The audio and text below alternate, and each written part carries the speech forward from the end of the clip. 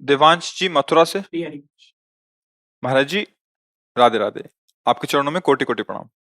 श्री जी की अनन्य कृपा से ब्रज धाम में जन्म मिला। महाराज जी इन 18 सालों में धाम की ऐसी अपार महिमा पता ना होने के कारण किसी भी तरह का साधन नहीं बन पाया। प्रबल माया में फंसकर ये अधम बाहर पढ़ने चला गया, पर श्री जी की कृपा हुई। पिछले 8 महीने से आपका सत्संग सुन रहा हूँ, श्री जी की कृपा से नाम जप भी करता हूँ। महाराज जी कृपा करके इस मन पर शासन करें, ये सुबह ब्रह्म मुहूर्त में उठने ही नहीं देता, उससे नाम जप में पूरा नहीं हो पाता और नहीं, आपकी लगन कमजोर है बच्चा। नहीं, हमारा मन सोने नहीं देता। आप क्या बताओ क्या कर तुम्हारा मन उठने नहीं देता और हमारा मन सोने नहीं देता। अभ्यास योग युक्तेन चेतसा नान्यगामिना। जिसे शरीर बहुत क्लिष्ट रोग से युक्त है, तो जैसे डायलिसिस हुआ शाम तक, अब डायलिसिस के बाद जो हालत होती है वो ऐसी होती है जो अब कुछ शरीर में भारी भड़कन, कुछ खाने की इच्छा नहीं, 11-12 नींद ही नहीं। अब अगर थोड़ी आनी शुरू हुई तो हमारी 2 बजे से दिनचर्या, मतलब 1:30 बजे में जगना है। अब अगर हम सोते हैं तो फिर जग नहीं पाएंगे, तो रात चली गई। 1:30 बजे उठे, आसन में बैठे, पानी गर्म हुआ मिला और 2 बजे शौच स्नान के लिए बाथरूम, दिनचर्या किया। 2:45 बजे तो यहाँ आ जाते हैं। क्या हुआ? हमने नींद लेने का बहुत अभ्यास किया तो नाक नहीं खुल रही, और नींद पर बचपन से उस पर शासन हुआ तो वो हमसे कहती राधे राधे। अब उससे कोई परेशानी, थोड़ा तो शरीर है ना प्राकृतिक, पर अब ऐसी परेशानी नहीं होती कि सत्संग छूट गया, भजन छूट गया, अब तो हम विक्षिप्त, ऐसा नहीं होता।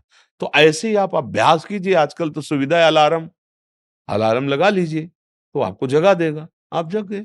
आप दिनचर्या करिए, कुछ दिन बाद बिना अलार्म के जग जाएंगे। अपने लोगों की ऐसी दिनचर्या थी पूर्व में कि मतलब अगर आप घड़ी से देखो तो 5 मिनट का अंतर है तो हम नहीं कह सकते कि ऊपर नीचे, ठीक राइट टाइम अपने आप आंख खुलेगी अपने आप। अब बचपन से अभ्यास रहा है ना, ठीक 2 बजे हमारी दिनचर्या, ये आज की नहीं है, ये 20 वर्ष की है। जब मान लो सत्संग ये सब नहीं चलता था तो सुबह स्नान करके 2 बजे वृंदावन की परिक्रमा, सूर्योदय होते होते मंगला होकर फिर गुरु जी की सेवा में, ऐसा। तो हम अभ्यास कमजोर कर रहे हैं। अब किसी किसमें आशीर्वाद की जरूरत क्या, अभ्यास कीजिए। आप शाम के जब रात्रि में सोए ना, भगवत चिंतन करते हुए, और आप टाइम अपने माइंड पे स्थापित कीजिए, मुझे 4 बजे जगना ही है, तो 4 बजे आपकी घंटी बज जाएगी दिमाग की। फिर आप करवट लेके सो जाए, वो आपकी बात अलग है। अगर आप सच्चे सच्चा संकल्प करेंगे तो आप देखना जग जाएंगे, क्योंकि अंदर ही भगवान बैठे हुए हैं। चेतना है, अच्छा 4 बजे, और आप 1 साल अभ्यास कर लीजिए 4 बजे, फिर इसके बाद आपको 4 बजे के बाद नींद ही नहीं आएगी, आपको नींद खुल जाएगी। अभ्यास योग युक्तेन, ये नींद है, भोजन है। अब जैसे भोजन है, रोज आप आधा कवल बढ़ाते चले जाइए, धीरे धीरे डाइट बहुत अच्छी बढ़ती चली जाएगी, और आप घटाते जाइए तो 1 रोटी 2 रोटी में आपका काम चलने लगेगा। 2 रोटी दाल, थोड़ा सा संयम नियम से चलो, बहुत अल्प आहार करने लगोगे, स्वस्थ शरीर रहेगा। और आप आहार बढ़ाते चलो तो ऐसे लोग भी देखें कि ज्यादा शरीर में वजन नहीं है पर उतना भोजन उठा जाते हैं। हाँ, रोटी ऐसे ही इतनी, मतलब गिन के नहीं, बीता से ना, हमने देखा है मतलब वैसे। और कोई ऐसी खास शरीर में बल कि भाई बहुत कुंतलों उठा लेते हैं, ऐसा नहीं। अभ्यास, तो भोजन का अभ्यास, भोग का अभ्यास, नींद का अभ्यास। गलत कर लिया तो गलत, अच्छा कर लिया तो अच्छा। अब जैसे संयम, ब्रह्मचर्य, वर्षों, स्वप्न दोष भी नहीं होगा। आपने आदत बिगाड़ ली तो अब ना करो तो भी आपका ब्रह्मचर्य नहीं रहेगा। अभ्यास, हम गलत अभ्यास कर रहे हैं तो हम परिणाम में दुखी होंगे, परिणाम में हम नीचे गिरेंगे। अच्छी अभ्यास करें। उचित नींद, अब जैसे बालक को 6 घंटा आपको सोना ही है, 24 घंटे में 6 घंटे आपकी नींद के लिए पर्याप्त है। साधक के लिए 4 घंटे, बहुत शिथिल तो 5 घंटे, अच्छे साधक के लिए 3 घंटे। 3 घंटे में 24 घंटे की खुराक बिल्कुल फिट हो जाएगी इंद्रियों में। अब जो 12-12 घंटे सोते हैं उनको क्या बताएं। अब कुछ ऐसे कि खाए पिए सोए, अगर दिन भर ना बोलो तो सोते ही रहे। अभ्यास है, आप सोने का अभ्यास कर लो तो उसका अभ्यास हो जाएगा। अभ्यास है बच्चा, अभ्यास ठीक कर लो तो आपकी दिनचर्या ठीक हो जाएगी। ऐसा महाराज जी इसी विषय को और एक तो प्रश्न आते हैं कि जो रात को लेट नौकरी से आते हैं, फिर महाराज जी वो सुबह थोड़ा सा लेट उठ सकते हैं महाराज जी? कै बजे तक रात में? जैसे रात को 11-12 बज गए नौकरी से और खाने पीने में, फिर सुबह लाशड़ी में 2 बजे तक ड्यूटी रहने के बाद अच्छा और मैं 12 बजे से 2 बजे रात को नाइट शिफ्ट हो गई तो महाराज जी हाँ इनके लिए तो अलग विधान हो गया महाराज जी, ये हाँ मतलब ब्रह्म मुहूर्त में उठे बच्चे। हाँ अब जैसे रात्रि में ड्यूटी करते हो तो 6 घंटे तो सोना ही पड़ेगा, क्योंकि शरीर जो श्रम युक्त है। तो अब उसको फिर दिन में तो छुट्टी होती होगी, मतलब उसको समय तो ऐसा थोड़ी होता हो कि साधारण दिनचर्या वाली ड्यूटी में फिर जाना, ऐसा तो नहीं होता होगा। रात वाली ड्यूटी के लिए मतलब दिन वाला तो फुर्सत होगी, होता होगा ऐसा। अब हम तो कभी की नहीं तो हमें पता ना राइट नाइट और ना दिन की, रात दिन की ड्यूटी एक ही रही है। राधा वल्लभ श्री हरिवंश श्री वृंदावन श्री वंचल हमारी। तो 6 घंटे सोने के लिए विधान जैसे है, तो अगर आपको पैसा कमाने की इच्छा हो तो उसके बाद भी ओवर टाइम कर सकते हैं, आप ड्यूटी कर सकते हैं ना। 2 बजे जगने के बाद आप सोचोगे यार 2 घंटे अगर और हम कर लेते हैं तो इतना मिल जाता है। तो अगर ऐसा ओवर टाइम भजन के लिए हो जाए तो लाभ मिल जाए। अब आप 6 घंटे सोने के निकाल लो। अगर आपको ऐसा लगता है 2 बजे आए, अपना जो दिनचर्या सो गए, फिर जब जगो तब भजन, वो आपके लिए प्रातः काल वही हुआ जब उठ के भजन करें।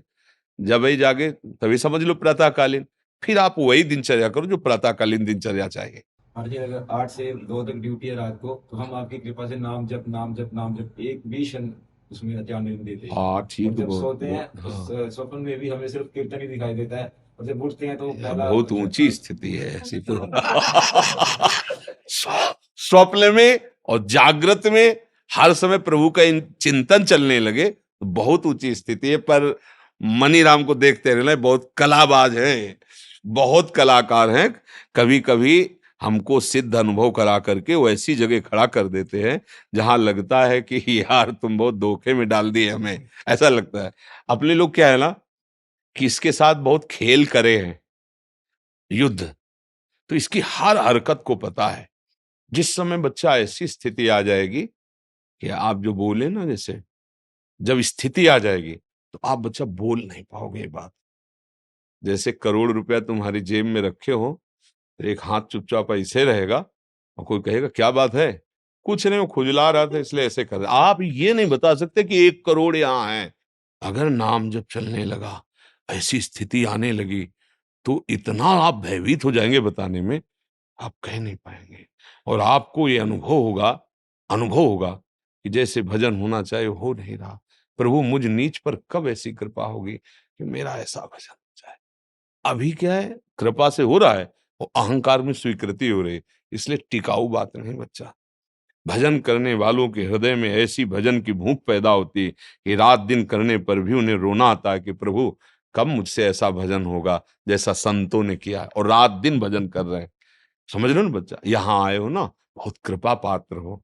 तो अवास्तविक तुम्हारी स्थिति ऐसी हो जाए कि जागृत स्वप्न सुषुप्ति स्फुरत में राधा पदाब्ज छटा, चाहे जग रहे हो या सो रहे हो या स्वप्न में हो, लाडली लाल के साथ आपका मन सावई मना कृष्ण पदार।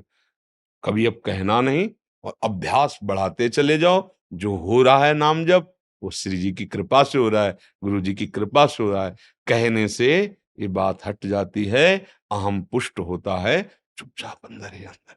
अब या तो आप जानते नहीं थे या आप करते नहीं हो, नहीं तो डर लग जाएगा। अपनी कोई चेक किसी को दिखाएगा, कि पैसा दिखाएगा, हीरा जवाहरात दिखाएगा क्या? तिजोरी में बंद किया जाता है लॉकर में। एक चाबी वहां और एक चाबी गुरुजी के पास, एक चाबी आपके पास। केवल गुरुजी और आप मिलके बात कर सकते हो उस लॉकर की चाबी को, मतलब समझ रहे हो ना। अपने गुरु से केवल पर्सनल, घर गृहस्थी परिवार नहीं, बैंक में एक चाबी आपके पास, लॉकर का होता है ना, दोनों मिला के, मतलब केवल सदगुरु और आप।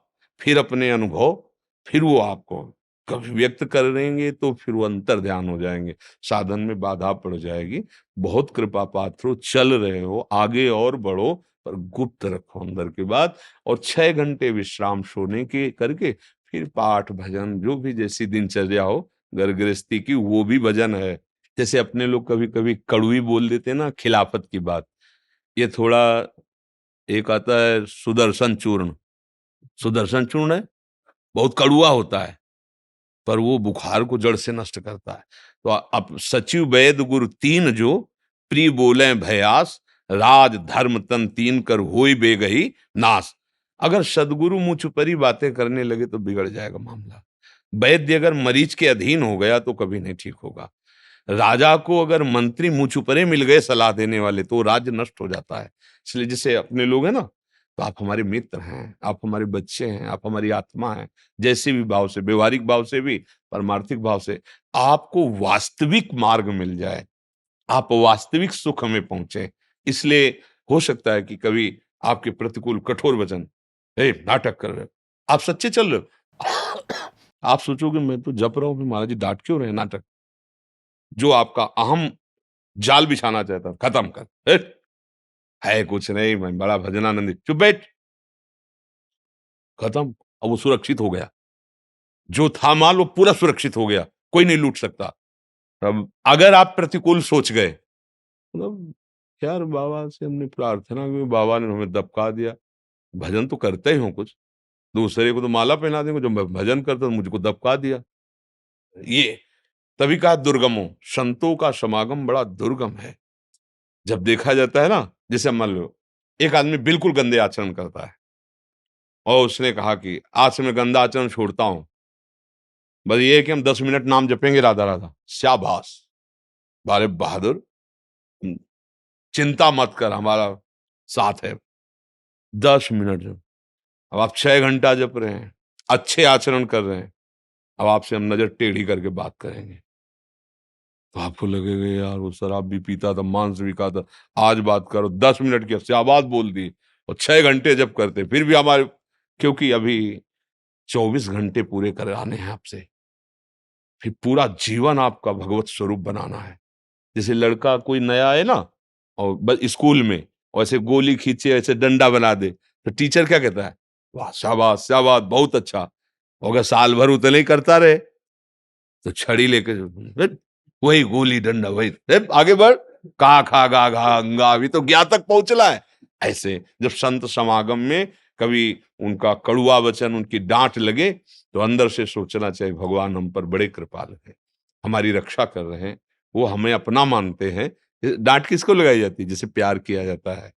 हमारे ऊपर बड़ी कृपा है कि संत जन हमें अपना बच्चा मानते हैं, अपना मानते हैं, और डांट लगाते हैं ना कभी प्रतिकूल क्योंकि माता कभी प्रतिकूल कैसे बच्चे के सोच सकती है, ऐसे सदगुरु कैसे प्रतिकूल सोच सकता है? ऐसे